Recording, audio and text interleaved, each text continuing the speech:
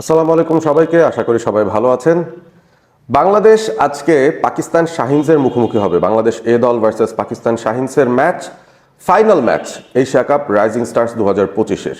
এবং বাংলাদেশ সেমিফাইনালে নাটকীয়ভাবে সুপার ওভারে ইন্ডিয়াকে হারিয়ে দিয়ে ফাইনালে এসে পড়েছে। এবং পাকিস্তান, তারা এই টুর্নামেন্টে এখনো পর্যন্ত অপরাজিত দল। গ্রুপ পর্বে সবকটা ম্যাচ জিতেছে, সেমিফাইনালেও তারা ম্যাচ জিতেছে, শ্রীলঙ্কার এগেনস্টে কনভিনসিংলি ম্যাচ জিতেছে। এবং এই দলটাকে দেখে মনে হচ্ছে এই টুর্নামেন্টের হট ফেভারিটস, কারণ তাদের বেশ কিছু খেলোয়াড়রা খুব ভালো ফর্মে আছেন এবং সময়ে সময়ে তারা কিন্তু সেই ভালো পারফরমেন্সের ঝলক দেখেছেন। ইভেন গ্রুপ স্টেজেতে ইন্ডিয়াকেও পাকিস্তান কিন্তু হারিয়ে দিয়েছিল। সো সব কিছু মিলিয়ে এই রাইজিং স্টার্স এশিয়া কাপের যে ফাইনালটা, সেখানে কিন্তু পাকিস্তানকে ফেভারিটস ধরাই যায়। তবে বাংলাদেশ এ দল যতটুকু পারফরমেন্স দিয়েছে, আমরা অবভিয়াসলি ওভারঅল পুরো টুর্নামেন্টের দিকে যদি তাকাই, বাংলাদেশ তারা একটা ম্যাচ হেরেছিল গ্রুপ পর্বে, সেটা শ্রীলঙ্কার এগেনস্টে ছিল এবং সেই ম্যাচটাও জেতার মতো ম্যাচ ছিল, জিততে থাকা একটা ম্যাচ। বাংলাদেশ শেষ পর্যন্ত হেরে গেছে 6 রান, 1 বলে 6 রান দরকার ছিল, 5 রানে শেষ পর্যন্ত বাংলাদেশ ম্যাচটা হেরে যায়। এবং তারপর যখন সেমিফাইনাল ইন্ডিয়ার সঙ্গে খেলতে হয়, সেখানে 194 রান বাংলাদেশ করেছিল 6 উইকেটে, ইন্ডিয়াও 194 করেছিল, সুপার ওভারে গিয়েছিল বাংলাদেশ। সেই ম্যাচটাও জিততে পারতো স্বাভাবিক সময়ের ভেতরেই, তবে সুপার ওভারে যেতে হয়েছিল কারণ খানিকটা মিস হ্যাপ বাংলাদেশ করেছে, খানিকটা না অনেকগুলো মিস হ্যাপ বাংলাদেশ করেছিল। এবং সেখানে ইনক্লুডেড ছিলেন বাংলাদেশের ক্যাপ্টেন আকবর আলী, ইয়াসির আলী রাব্বি, জিশান আলম ক্যাচ ড্রপ করেছেন, এরকম অনেক ঘটনায় ঘটতে দেখেছি। এবং রিপন মন্ডল শেষ পর্যন্ত বাংলাদেশকে ওই সুপার ওভারে ইন্ডিয়ার প্রথম 2 বলে 2টো উইকেট ফেলে দিয়ে 0 রানে অল আউট করে দিয়েছিল এবং বাংলাদেশের মাত্র 1 রানের টার্গেট ছিল। ইন্ডিয়ার বোলার একটা ওয়াইড করাতে বাংলাদেশ সেই ম্যাচটা জিতে বের হয়ে গেছে। তবে সেই ম্যাচটায় অসাধারণ একটা পারফরমেন্স নিয়ে কিন্তু আমরা খুব একটা বেশি আলোচনা করিনি, সেটা হচ্ছে এস এম মেহরব হাসানের পারফরমেন্সটা। এস এম মেহরব হাসানকে কতজন আপনারা চেনেন বা তার পারফরমেন্স কতটুকু আপনাদের নজরে এসেছে? ডোমেস্টিক ক্রিকেট যারা ফলো করছেন তারা ইতিমধ্যে দেখেছেন 2022 সালে এই লিস্ট এ ক্রিকেটে ডেবিউ হয়ে গেছিল এস এম মেহরবের। তখনও তিনি আন্ডার-19 বাংলাদেশ ন্যাশনাল টিমে খেলতেন। খুব বেশি আন্ডার-19 ম্যাচেস তিনি খেলার সুযোগ পাননি, মাত্র 18টা ম্যাচ খেলেছেন। এবং সেই জায়গায় এস এম মেহরব তিনি ব্যাট হাতে বল হাতে ক্রিটিক্যাল কিছু পারফরমেন্সেস দিয়েছেন। লোয়ার ডাউন দ্য অর্ডারে তিনি ব্যাটিংয়ে নামতেন এবং তার ডানহাতি অফ স্পিনটাও বেশ কার্যকরী ছিল। তো সবকিছু মিলিয়ে এস এম মেহরব একটা ভালো ইউথ প্যাকেজ হিসেবে আস্তে আস্তে গ্রো করছিলেন। তার ডাকনাম আবার অহিন, সেটা তার বন্ধুরা জানেন, তার কলিগসরা জানেন, টিমমেটসরা জানেন। এবং তার সঙ্গে যিনি কাজ করেছেন খুব নিবিড়ভাবে, হান্নান সরকার, যার সঙ্গে আমার গত বিপিএলে আসলে একসঙ্গে কাজ করার সুযোগ হয়েছিল ধারাভাষ্যের প্যানেলে। সেই জায়গায় তিনি আসলে অহিনের ব্যাপারে বেশ কিছু ভালো ইনসাইট দিয়েছিলেন, তখন আমরা একটু ভালো তাকে চেনা শুরু করেছিলাম। মেহরব তিনি আসলে কোন ধরনের একজন ক্রিকেটার? অনেকেই তার বাহ্যিক চেহারা নিয়ে বা তার ওভারঅল কি বলে প্রেজেন্টেশনটা নিয়ে বলেন যে তার সঙ্গে নাকি সাকিব আল হাসানের একটা মিল খুঁজে পাওয়া যায় তার চেহারার মধ্যে। স্পেশালি তিনি যখন হেলমেটটা পরেন, হেলমেট পরে যখন নামেন, দূর থেকে কিন্তু মনে হয় হয়তো সাকিব আল হাসান ব্যাট করছেন, কারণ এস এম মেহরবের ব্যাটিংয়ের স্টাইলটা খানিকটা সাকিবের সাথে মেলে। এবং তিনি একজন বাঁহাতি ব্যাটার, সেই সাথে ডানহাতি অফ স্পিনার, দুর্দান্ত একজন ফিল্ডার। সো সব কিছু মিলিয়ে তার ভেতরে একটা অলরাউন্ডার ক্যাটাগরিতে থাকার মতো ক্যাপাবিলিটিস, সেটা কিন্তু আমরা আগেভাগেই লক্ষ্য করছিলাম। সো লিস্ট এ ক্রিকেটে এস এম মেহরব, তার 30 অ্যাভারেজ রয়েছে ব্যাট হাতে। বোলিংয়েও তার পারফরমেন্স খুব একটা খারাপ নয়, বেশ ভালো পারফরমেন্স, যেটা পরিসংখ্যান আপনারা দেখতেই পাচ্ছেন এই মুহূর্তে। সেই সাথে তিনি টি-20তেও মোটামুটি পারফর্ম করেছেন। মূলত টি-20তে তিনি যখন এসেছেন, সেখানে কিন্তু ব্যাট হাতে খুব একটা বেশি আলাদা রকম নজর তিনি কাটতে পারেননি, তার ফিল্ডিং এবং তার বোলিং পারফরমেন্স দিয়ে তিনি মূলত নজর কেড়েছেন। গত মৌসুমের যে বিপিএলটা অনুষ্ঠিত হয়েছিল, সেখানে তিনি দুর্বার রাজশাহীর হয়ে খেলছিলেন এবং তাকে খুব কঠিন একটা দায়িত্ব তুলে দেওয়া হয়েছিল, নতুন বলে স্পিন করার দায়িত্ব। এবং নতুন বলে তিনি যে পারফরমেন্সটা দিয়েছেন, জিশান আলমও এক প্রান্তে বোলিং করেছিলেন, 2 অফ স্পিনার মিলে বেশ ভালো একটা পারফরমেন্স দিয়েছিলেন দুর্বার রাজশাহীর হয়ে। তখন একটু একটু করে তিনি নজর কাড়া শুরু করেন। এবং এবারের যে ডোমেস্টিক ক্রিকেট হয়েছে, Dhaka premier division cricket league, সেখানেও কিন্তু হান্নান সরকারের Abahani limited দলটাতে S M Mehrab ছিলেন, যে দলটা চ্যাম্পিয়ন হয়েছে। এবং তার ওভারঅল পারফরমেন্সটাও মোটামুটি নজর কেড়েছিল। বিপিএল এর কথা যদি আবার ফিরে আসি, এস এম মেহরব তিনি সেখানে কি করেছিলেন? তার ডানহাতে অফ স্পিন দিয়ে নতুন বলে বল করেছেন, পাওয়ার প্লের ভেতরে সেখানে এত দুর্দান্ত বল করেছেন। ওভারঅল গত মৌসুমের বিপিএল এ তার ইকোনমি রেটটা ছিল 7-এরও নিচে এবং সেখানে 6 ম্যাচ থেকে 7টা উইকেট তিনি তুলে নিয়েছিলেন। বেশ ভালো একটা পারফরমেন্স বলা যায়।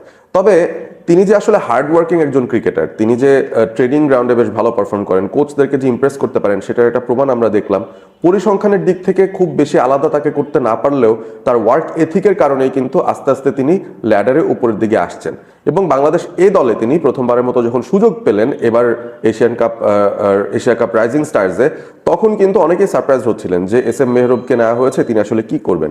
এই দলটার মধ্যে যদি আপনি দেখেন, বাংলাদেশে কিন্তু খুব বেশি স্পিন অপশন তারা রাখেনি। রিপন মন্ডল রয়েছেন বোলিংয়ে, আব্দুল গাফফার সাকলাইনকে তারা বোলিংয়ে নিয়েছে, আবু হায়দার রনিকেও তারা পেস বোলিং ক্যাটাগরিতে রেখেছে। তবে মাত্র দুজন প্রতিষ্ঠিত স্পিনার রয়েছেন এই দলটার ভিতরে, যার মধ্যে একজন এস এম মেহরব হাসান এবং একজন হচ্ছেন রাকিবুল হাসান। সো এই দুজনের মধ্যে আবার একটা সিমিলারিটি রয়েছে। রাকিবুল হাসান এবং এস এম মেহরব তারা একসঙ্গে আন্ডার-19 লেভেলে খেলেছেন। অনূর্ধ্ব-19 2022-এর যে বিশ্বকাপ অনুষ্ঠিত হয়েছিল সেখানে এস এম মেহরব খেলেছেন রাকিবুলের ক্যাপ্টেন্সিতে, এবং মেহরব 2021-এ একবার আন্ডার-19 টিমের ক্যাপ্টেনও হয়েছিলেন। সো ওই জায়গাটার মধ্যে তাদের মধ্যে একটা কম্বিনেশন রয়েছে। তারা বেসিক্যালি আকবর আলীর পরের ব্যাচ, যেখানে রিপন মন্ডলরা, মাহফিজুল রবিনরা, আরিফুল এবং সেই সাথে রাকিবুল তাদের সঙ্গেই একসঙ্গে বড় হয়েছেন বা একসঙ্গে বেড়ে উঠছেন এস এম মেহরব হাসান।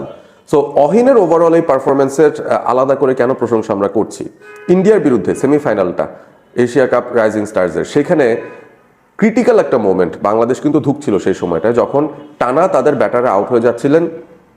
হাবিবুর রহমান সোহান আউট হয়ে গেলেন একটা ভালো 50 খেলার পর, মাহিদুল ইসলাম অঙ্কন এসে সঙ্গে সঙ্গে আউট হয়ে গেলেন। তো একটা ক্রিটিক্যাল স্টেজ, একটা ক্রিটিক্যাল সিচুয়েশন কিন্তু তৈরি হয়ে গিয়েছিল, এবং তখন এস এম মেহরব এক প্রান্ত ধরে বসেছিলেন, 5 বল থেকে 3 রানে অপরাজিত ছিলেন। তখনও বাংলাদেশের রান মাত্র 130-এর ঘরে এবং 16 ওভার হয়ে যাচ্ছে। সো আমার কাছে এবং বাংলাদেশের যত ক্রিকেট সমর্থক আছে কেউই হয়তো ভাবেননি যে পরবর্তী 3-4 ওভারের ভেতরেই বাংলাদেশ ওই 130 থেকে 190-তে চলে যেতে পারবে, এবং সেটার পেছনে সবচেয়ে গুরুত্বপূর্ণ অবদানটা রেখেছিলেন এস এম মেহরব হাসান। তিনি যখন ব্যাট করতে নামলেন, একটা পার্টিকুলার ওভারে আমার মনে আছে তিনি 28টা রান পেয়েছিলেন, যেখানে 4টা ছক্কা হাঁকিয়েছেন, একটা 4 হাঁকিয়েছেন, এবং বেশ কিছু দুর্দান্ত শট তার ব্যাট থেকে আমরা দেখেছি।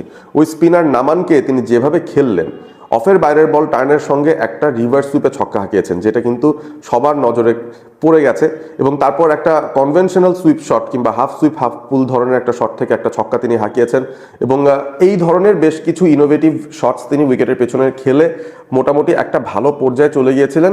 ওই যে ইনিংসটা তিনি খেলেছেন 18 বল থেকে তিনি 48 রান করেছিলেন, যার মধ্যে 6টা ছক্কার মার ছিল। এবং শুধু স্পিনারকে যে তিনি মেরেছেন ব্যাপারটা এরকম নয়, যিনি পেস বোলার ছিলেন শেষ ওভারটা বল করতে এসেছিলেন তাকেও দুবার তিনি ছক্কা হাঁকিয়েছেন।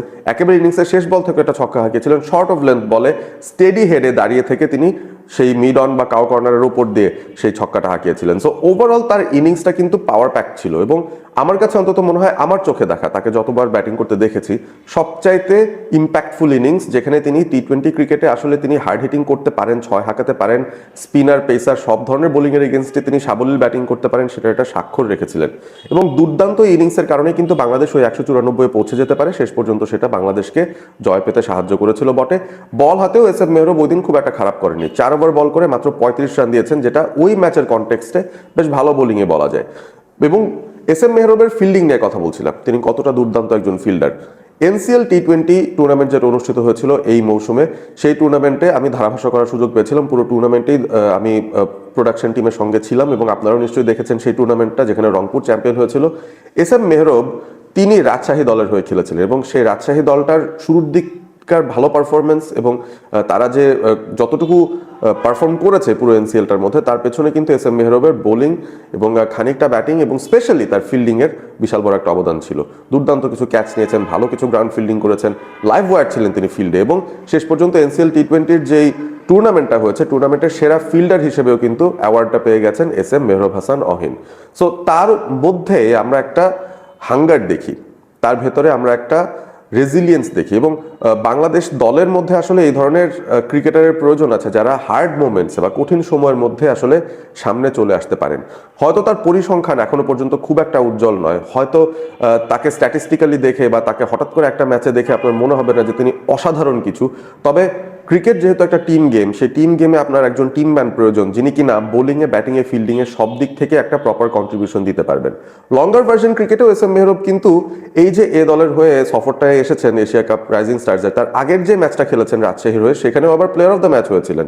দুর্দান্ত বোলিং ব্যাটিং পারফরমেন্স তার কাছ থেকে আমরা দেখেছি। সুতরাং প্রত্যেক ফরম্যাটে, লঙ্গার ভার্সন হোক, টি-20 হোক, ইউথ ওডিআইস হোক, কিংবা ওয়ানডে ক্রিকেট যেটা ডিপিএলে তিনি খেলেছেন, সবকিছু মিলিয়ে একটা দুর্দান্ত প্যাকেজ তিনি।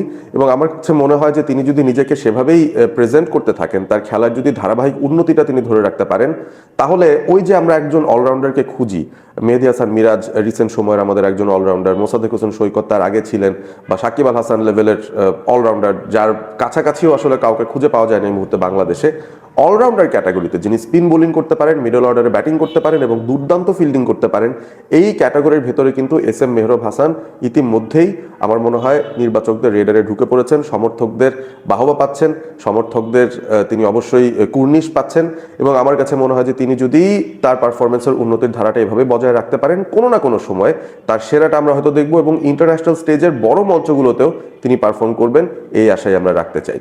এস এম মেহরবের ওভারঅল পারফরমেন্স নিয়ে আপনারা যে যতটুকুই দেখেছেন কি মতামত জানিয়ে দিতে পারেন কমেন্ট করে, এবং সেই সাথে অবভিয়াসলি ভিডিওটি ভালো লেগে থাকলে আপনারা বন্ধুদের সঙ্গে শেয়ার করতে ভুল করবেন না। সেই সাথে সাবস্ক্রাইব করবেন অ্যাজ অলওয়েজ অল স্পোর্ট এবিপিকে। থ্যাংক ইউ ভেরি মাচ, ভালো থাকবেন সবাই।